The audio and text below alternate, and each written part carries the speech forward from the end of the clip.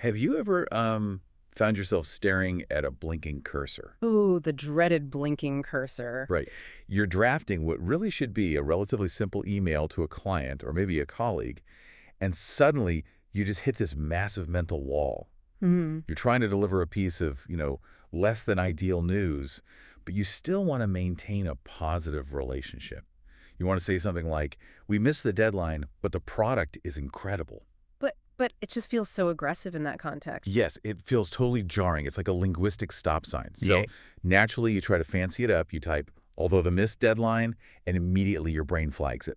It just sounds wrong. It sounds so wrong. Hmm. So you backspace, you try, "despite we missed the deadline," and honestly, that feels even worse. Yeah, that's a classic trap. And suddenly you're trapped in this bizarre grammatical limbo where your ideas are perfectly clear in your head, but the second you try to connect them on the page, your sentences become clunky or robotic Hmm. or just painfully repetitive. Yeah. If you are listening to this right now and nodding along, you are absolutely in the right place. Welcome to today's deep dive. We are taking a massive magnifying glass to the mechanics of English connectors of contrast. It is such a universal frustration. I mean, across the board. The reason it's frustrating is that the difference between just an average communicator and a highly persuasive, articulate one often comes down entirely to how they handle friction. Friction, I like that word for it. Yeah, because when we're using words like although, despite, or however, we aren't just, moving nouns and verbs around a page. We are actively navigating friction. We are managing the cognitive load of our reader or our listener and trying to guide them through two conflicting realities without letting them get lost or alienated. Right, without losing them in the weeds. And the source material we are unpacking today takes a really fascinating approach to this exact problem. It really does. It's a highly focused English language guide, but rather than just handing us a dry, sterile list of rules and equations to memorize, which nobody likes, Hmm. it anchors the entire lesson in a narrative. A very relatable narrative, honestly. Yeah, a surprisingly tragic, yet incredibly useful story about a disastrous picnic. And it uses this story to basically stress test these words in action. It's designed to push someone from knowing the bare basics into that realm of advanced intuitive communication. Right. But before we even get into the grammatical weeds, the guide does something brilliant. It sets a thematic stage. It gives us a specific vocabulary list that perfectly encapsulates the human experience of expectations violently clashing with reality. And that thematic framing is exactly what makes this particular guide so effective. Before it asks you to understand the dry mechanics of contrast, it forces you to feel the emotional necessity of it. Yes. The vocabulary provided in the text creates this immediate dichotomy. On one side, we have words that establish an idealized expectation. Words like picnic, blanket, delicious, and the defining mindset for this side of the list, optimistic. Just hearing those words, your brain immediately paints a picture. You're in a park, the sun is shining, you have a wicker basket, it's idyllic. Perfect afternoon. But then the guide introduces the opposing forces, the reality check, ants, thunderstorm, disgusting, and soaking wet. That's so visceral. It really is. You can practically feel the panic and the ruin, and the author anchors this whole emotional roller coaster with two very specific English idioms. The first is the idea of something that can ruin the mood, which they define as making everyone sad or angry, like a sudden downpour ruining an afternoon. And the counterweight to that, the second idiom they introduce, is every cloud has a silver lining. The ultimate optimistic phrase. Exactly. It's that enduring philosophical concept that even in the most objectively terrible situations, there is a positive element if you are just willing to look for it. Right. And if we abstract this from a simple picnic story and apply it to the broader spectrum of human communication, these concepts form the entire psychological foundation for why we even require connectors of contrast. What do you mean by that? Well, we don't just state isolated facts in a vacuum, right? We endlessly navigate the gap between our idealized expectations and our chaotic reality. We expected a promotion, but we got a lateral move. We planned for a sunny day, but we got a thunderstorm. Oh, I see. Yeah. How do we linguistically bridge that gap of disappointment or surprise or relief without sounding like a broken robot? That is where the actual mechanics come in. Okay, let's unpack those mechanics then. Let's look at how we actually build these linguistic bridges without them collapsing under their own weight. Let's do it. The guide starts us off with our first major category, conjunctions. specifically the words although and even though. And the rule here is presented as an absolute non-negotiable law. It is the foundational bedrock of this entire system. Because although and even though function as conjunctions in this context, they demand a very specific structural environment. They absolutely must be followed by a subject and a verb. The classic S plus V structure. Yeah. Exactly, the S plus V. If you do not have a subject, the who or the what, and you do not have a verb, the action or state of being, you simply cannot use these words. It is not a suggestion. It is a mathematical formula for the language. Okay, let's look at the baseline example the text uses to illustrate this so we can see the formula in action. The sentence is, I went out although it rained. A classic simple contrast. Right, so for you listening, let's just isolate that second half. Although it rained, the mechanics here are incredibly straightforward once you learn to spot them. It is the subject. It's the pronoun standing in for the weather or the atmosphere. And rained is our verb. It's the active event taking place, although plus it plus rained. It's this perfectly packaged, self-contained miniature thought that clicks right onto the connector. It's a complete clause, and the cognitive reason this is strictly required is that the word although sets up an expectation in the listener's brain of a parallel processing track. A parallel track. Yeah, it signals, hey, I am about to give you a fully realized, complete scenario that stands in direct opposition to my main point. But what I love is that the guide goes a step further here and offers a secondary example to highlight a really critical nuance in intensity. Oh, right, the even though example. Exactly. It gives us the sentence, even though I was tired, I worked. Now, structurally, nothing has changed from the last rule. I is the subject. Was is the verb. It obeys the S plus V rule perfectly. However, functionally and emotionally, even though, carries significantly more weight than a simple although. It's interesting you bring up the emotional weight because when I read that example, just saying, although I was tired, I worked, sounds almost, I don't know, dismissive. Like it wasn't a big deal. Right, like, yeah, I was a bit groggy, but I powered through. It's just a minor inconvenience. But when you swap in, even though, it completely changes the narrative stakes of the sentence. Yeah. Even though I was tired, I work. Suddenly, it feels like this heroic struggle against exhaustion. It feels like you are battling severe sleep deprivation. That's spot on. Even though Anna operates as an intensifier, it tells the audience that the friction was immense, making the outcome, the fact that you managed to work anyway, much more impressive or surprising. It maximizes that contrast. It really does. But this brings us to a really fascinating psychological trap that the guide explicitly warns against. Because we feel this contrast so intuitively, and because our brains naturally want to communicate the obstacle as fast as possible, we often rush the grammar and end up breaking the formula entirely. The dreaded trap. I hear this constantly, especially in business meetings, when people are speaking off the cuff and just trying to get their point across quickly. Oh, it happens all the time. The frequent error highlighted in our guide is saying something like, although the rain, and then finishing the thought, maybe saying, although the rain, we still have the event. Yes. For you listening, if you are just skimming an email or listening to someone speak rapidly, although the rain might actually sound acceptable to your ear, it conveys the general vibe of the obstacle. But structurally, it is a catastrophic failure. It is structurally bankrupt. And to understand why, we have to look at what's missing.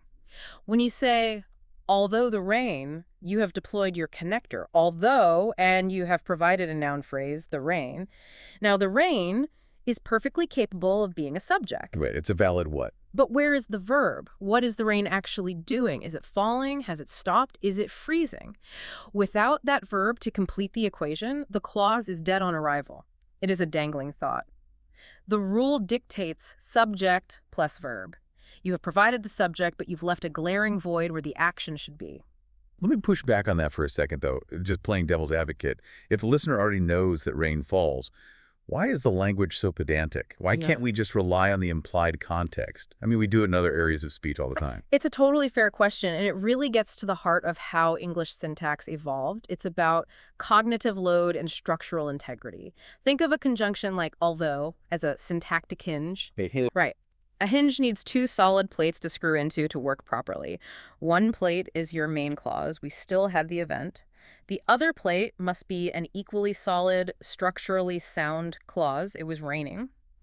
If you just hand the hinge a loose noun, the the door falls off. The door falls off. It does. The listener's brain hits a microstutter because the grammatical contract of the word although promised an action, and no action was delivered. Okay, so the contract was breached. How can you, as the listener trying to improve your English, train your brain to stop breaching that contract in real time? I like to visualize a balancing scale. I like that. If you drop the word although onto the left side of the scale, the right side instantly automatically demands two distinct weights to balance it out. It needs a who or what and a doing word. If you just drop the rain onto the scale, you only have the what. The scale tips over. Exactly. You have to force yourself to ask, wait, what is the rain doing? It rained. The rain poured. The rain ruined the mood. You have to consciously force that action word onto the scale to balance the thought.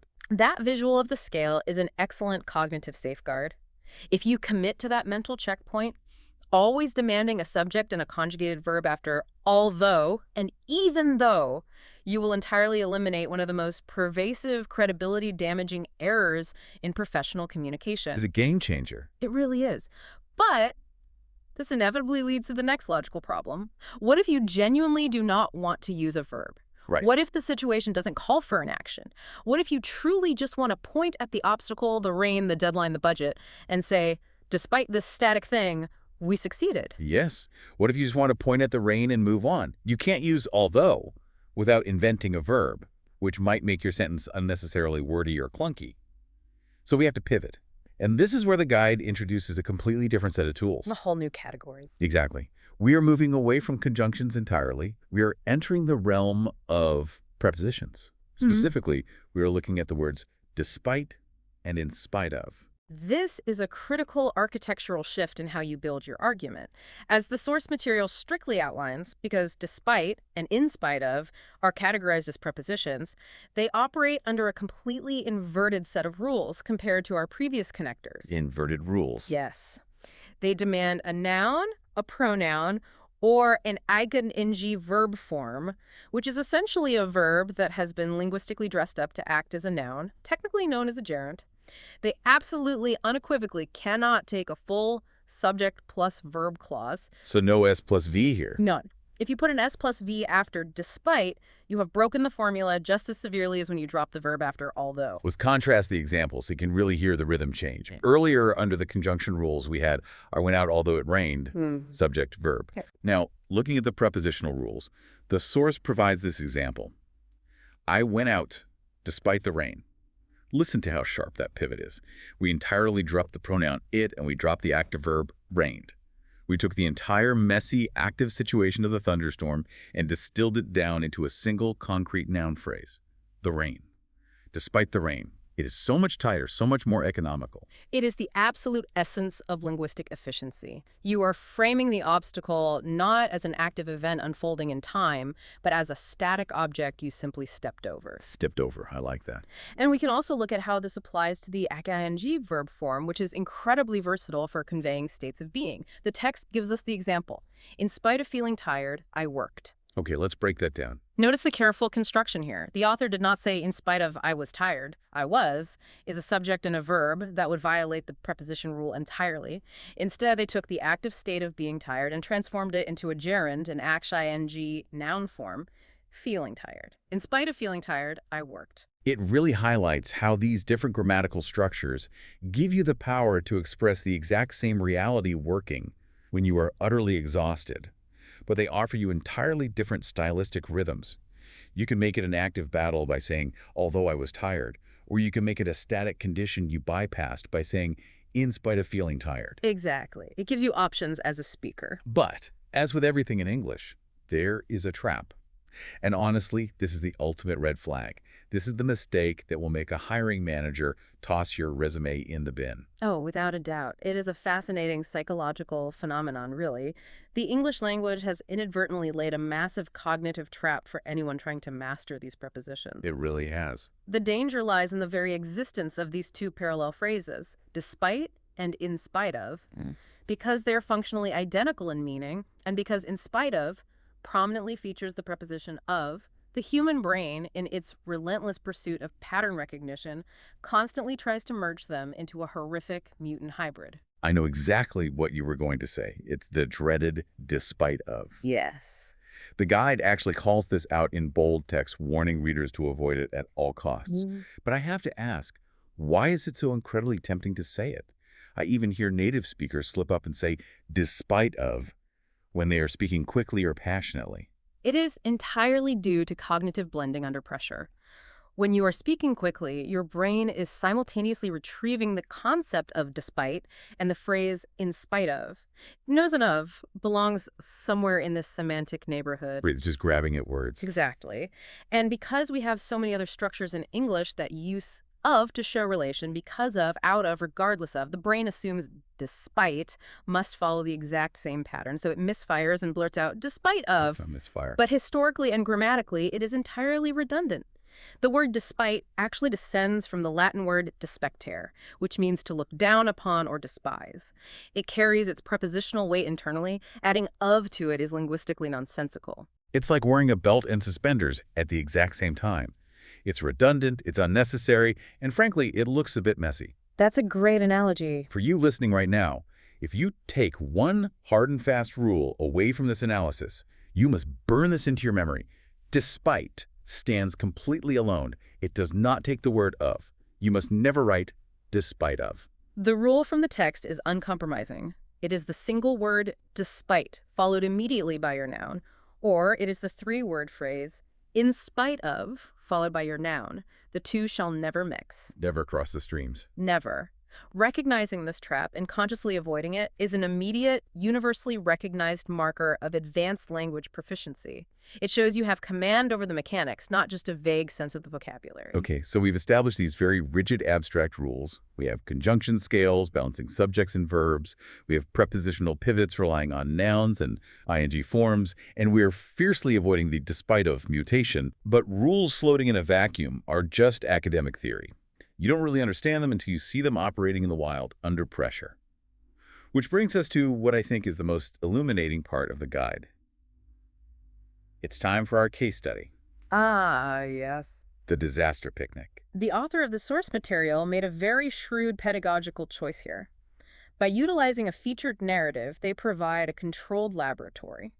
We aren't just looking at disconnected sentences on a whiteboard anymore. We are observing how these contrasting connectors function when they are stress-tested by a cascading series of unfortunate events. A very unfortunate series of events. We can see exactly how the grammar dictates the pacing and the emotional resonance of the story. The protagonist of our little tragedy is a guy named Lukas.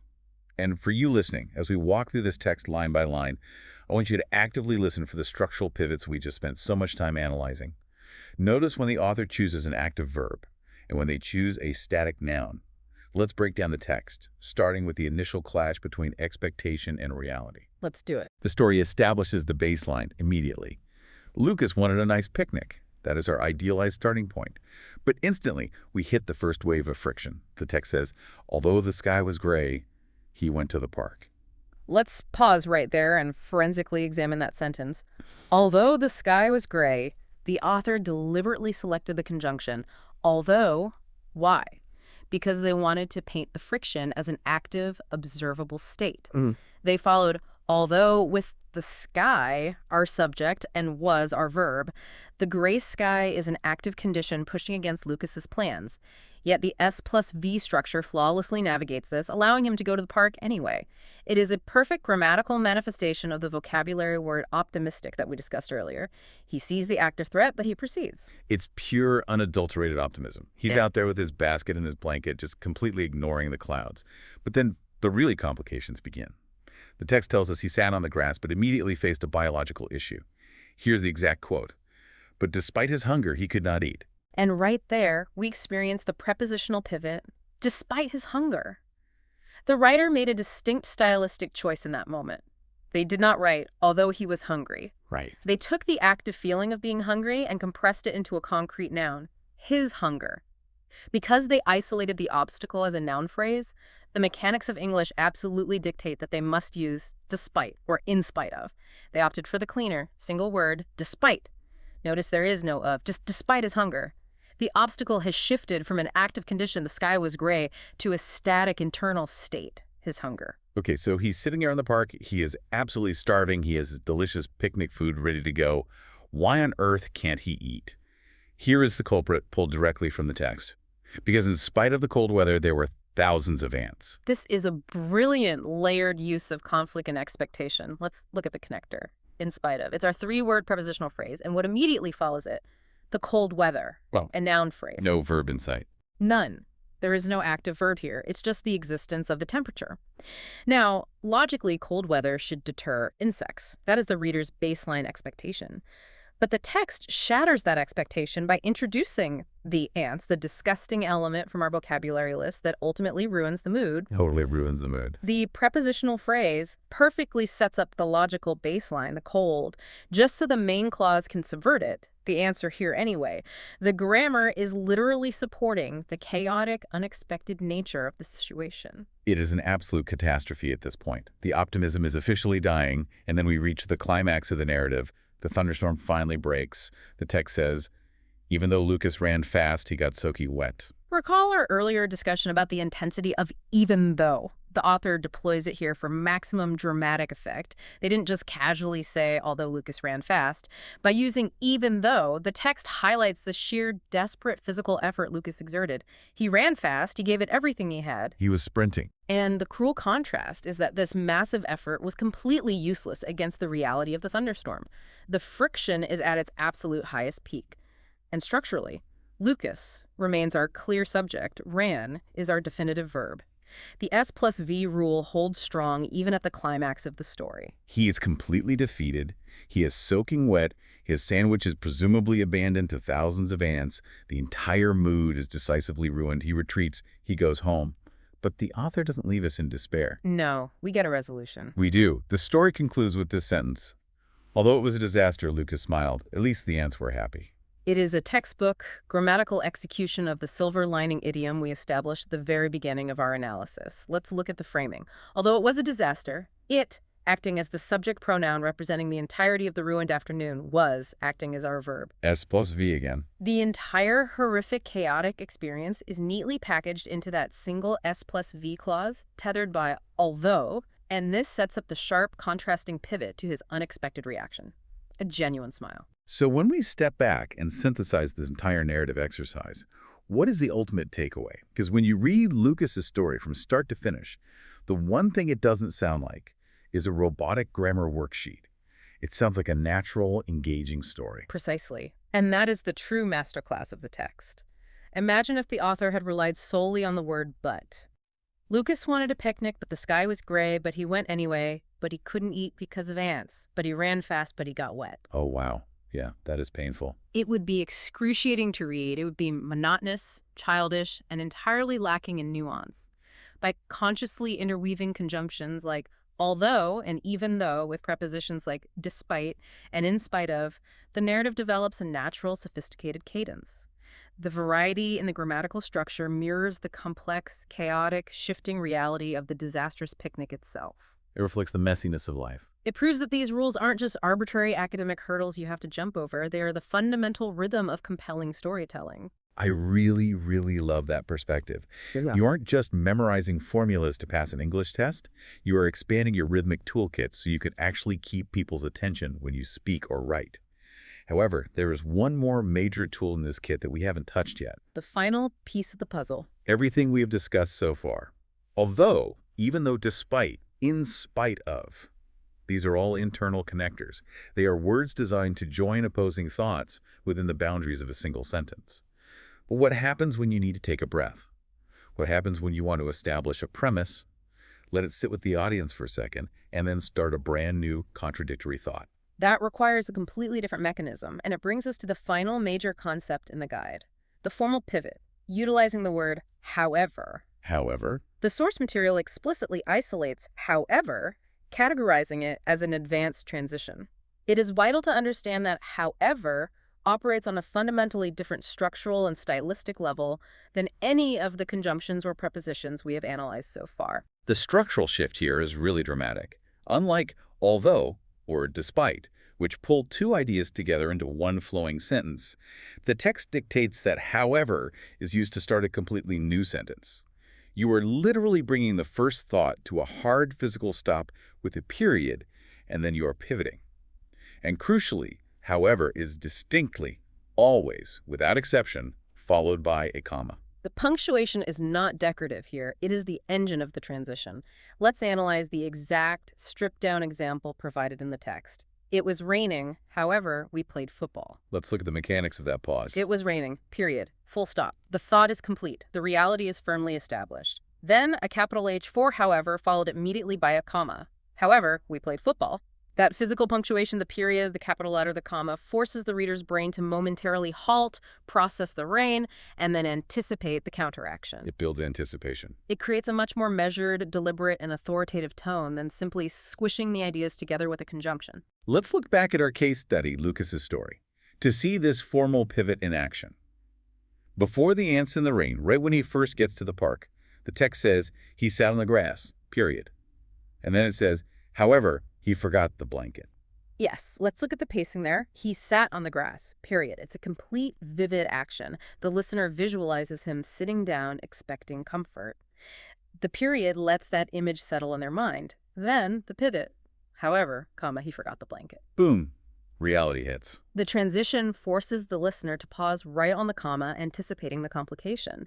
It isolates Lucas's mistake. It puts a massive spotlight on the missing blanket, making the error stand out much more clearly than if it had just been buried in the middle of a run-on sentence. It feels incredibly different from just saying he sat on the grass, but he forgot the blanket. Using but just casually links the two events as if they're equally important.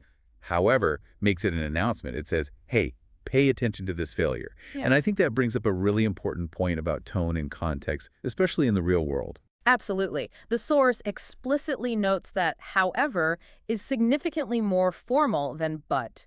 While but is the everyday workhorse of casual conversation, however, elevates the discourse. Yeah. It is the sartorial equivalent of putting on a tailored suit instead of a t-shirt. I love that. A linguistic suit. They both cover you up, they both do the job of connecting ideas, but one sends a radically different message about your level of professionalism, authority, and control. I see this constantly in corporate emails. If you are writing to a client to deny a request, or if you're constructing an academic essay where you need to counter an opposing argument, substituting however for but, and meticulously ensuring you use the correct period, capital, comma structure, instantly makes your argument sound more considered. It does. It sounds intelligent, measured, and frankly, a bit detached. It removes the emotional sting of but and replaces it with a logical, unfeeling pivot. It is the ultimate tool for diplomatic friction. We appreciate your proposal, full stop. However, comma, we have decided to go in a different direction. It is firm, it is grammatically unimpeachable, and it commands immediate respect. Okay, we have covered a massive amount of linguistic territory today. We have examined conjunctions that demand the strict cognitive balance of subjects and verbs. We have explored prepositions that require the distillation of obstacles into static nouns, or nas ing gerunds. We have warned you against the mutant, despite of trap. And we have analyzed the authoritative power of advanced transitions demanding new sentences and commas. We've covered a lot of ground. We really have. Now, it is time to take all this abstract theory and put you, the listener, to the test. Yes, the guide actually concludes with an interactive application, and we are going to adapt that into a mental challenge for you right now. This is designed to test your real-time ability to spot the structural difference between a clause, that is, an active subject, and a verb, and a static noun phrase.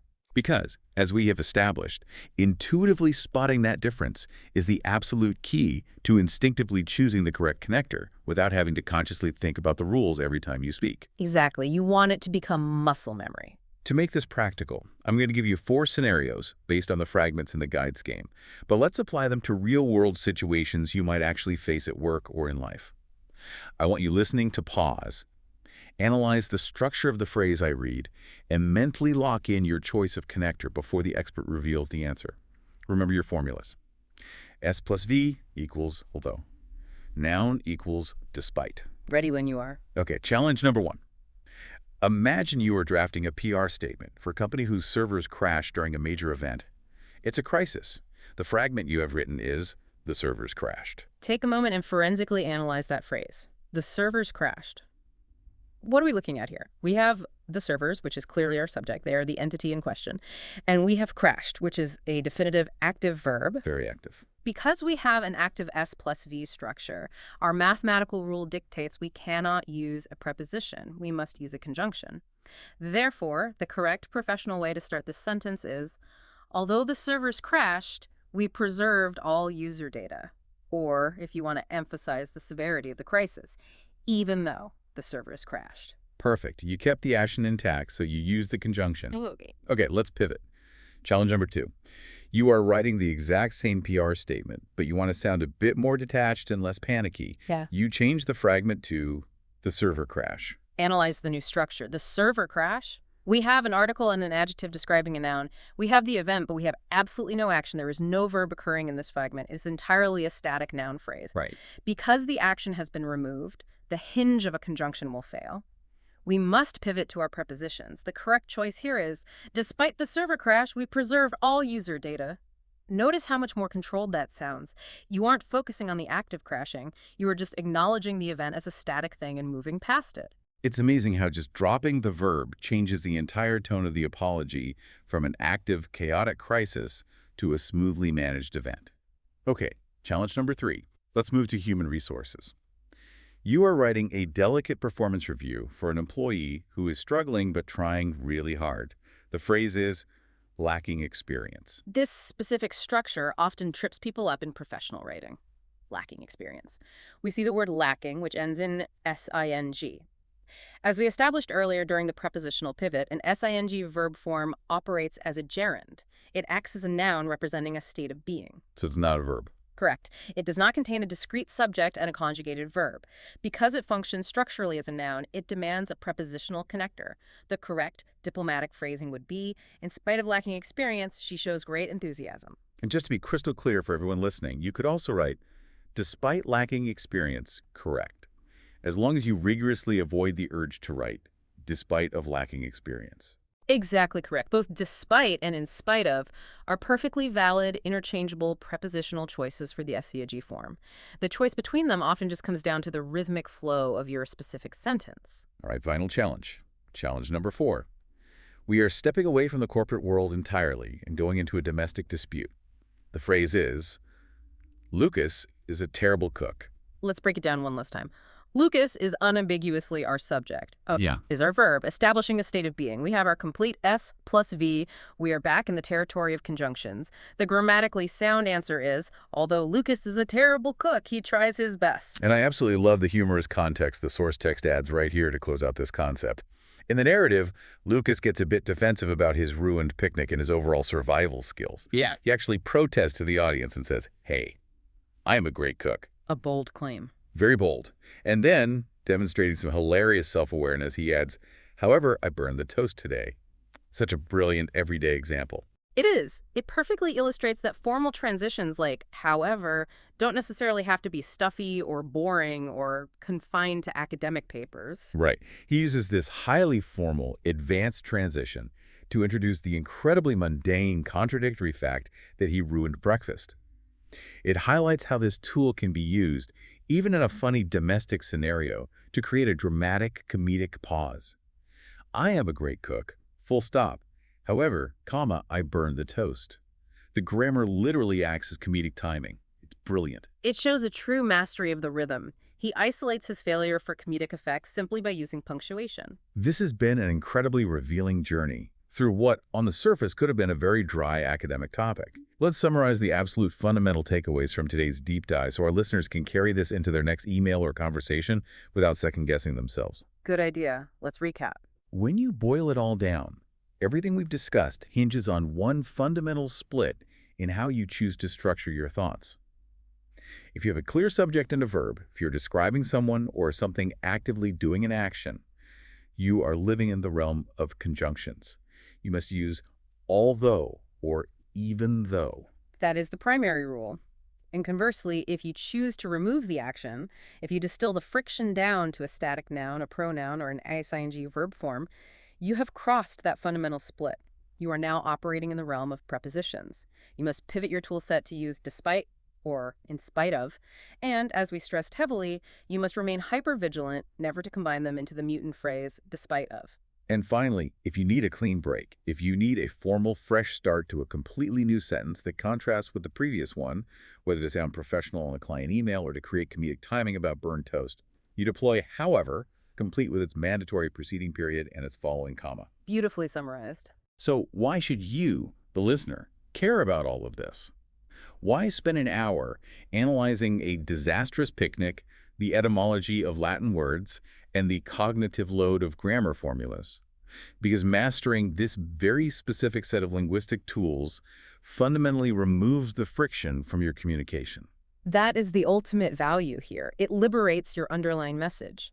When you aren't mentally struggling to bridge contrasting ideas, when you aren't staring at the screen second-guessing if a sentence sounds clunky, your actual ideas get to shine through clearly, persuasively, and professionally. You stop fighting the language. Exactly. You stop sounding like someone translating word for word in your head, and you start sounding like someone who intuitively commands the natural rhythm of the language. You become the person who can effortlessly navigate the friction of reality without breaking a sweat.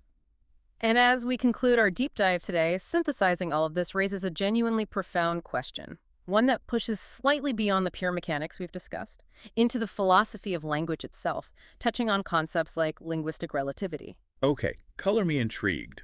Where are you going with this? Well, we've spent a lot of time seeing how English forces us to use completely different grammatical formulas depending on whether we frame an obstacle as an active event, although it rained, or as a static object, despite the rain. We are structurally required to alter our sentences based on that choice. But does the arrow of influence point both ways? What do you mean? Does the way our language forces us to grammatically structure these contrasts actually change how our brains process the friction between our expectations and reality? Oh, wow. That is a deep rabbit hole. You mean, does the grammar dictate the mindset? Exactly. Think about it. When you are standing in a park, getting soaking wet, and your brain formulates the thought, despite the rain versus although it rained, are you fundamentally changing how your mind views the obstacle itself? That's fascinating. If you use the conjunction, are you seeing the universe as an active force fighting against you? And if you use a preposition, are you simply viewing the storm as a static fact of nature that you have the agency to simply step around? It suggests that grammar might not just be a tool we use to describe our world. It might actually be the lens that shapes how we experience and tolerate adversity. That is a wildly fascinating thought to leave on. Does our choice of a preposition versus a conjunction shape our fundamental optimism? Does it alter our perception of the thunderstorm, our reaction to the ants, or how we handle a missed deadline at work? Something for you to definitely mull over the next time you find yourself caught in the rain, trying to find that silver lining. Keep navigating that friction, keep practicing those pivots, and we will catch you on the next deep dive.